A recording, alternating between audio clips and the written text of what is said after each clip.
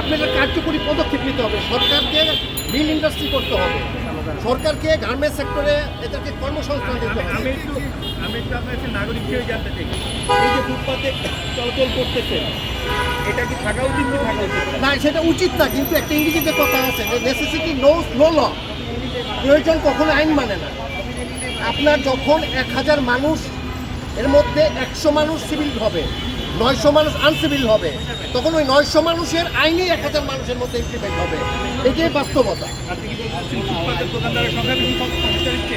হ্যাঁ, ফুটপাতের এখন বর্তমানে বাংলাদেশের আমি বলি আপনার এই ফুটপাত ব্যবহার করা কর্মচারী যতজন তার চেয়ে বেশি দোকান, না, তার থেকে বেশি দোকান না।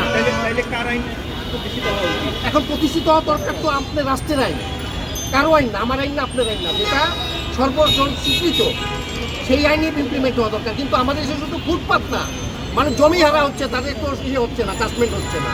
আপনি এই লাইনে যে ফুটপাতে যে অভিযান চালাচ্ছে, আমরা তো আগেও দেখি অভিযান চালাচ্ছে, কাজ তো হয় নাই। না, কাজ হয় না। আপনার এক্সপিরিয়েন্স? আমার এক্সপিরিয়েন্স, এটা কাজ কোনোদিনও হবে না এই দেশে। আপনার এই দেশের আমরা কেউ আইন এবং আইনের প্রতি আমরা কোনো মানে শ্রদ্ধাশীল না। দ্বিতীয়ত, আমরা সচেতন মানুষগুলা কখনোই প্রতিবাদী হই না। আমরা রাস্তায় যারা নাগরিক, তাদের শরীরে গরম পানি পড়লেও তারা প্রতিবাদ করি না।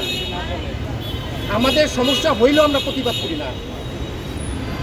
আমরা এমন একটা জাতি, আমাদের অনুভূতিহীন জাতি হয়ে গেছি আমরা। তো শুধু সরকার না, শুধু আইন শৃঙ্খলা না, সাধারণ মানুষেরও প্রতিবাদ করতে হবে, সমাজের বিভিন্ন সেক্টর থেকে প্রতিবাদ করতে হবে। Thank you thank you very much.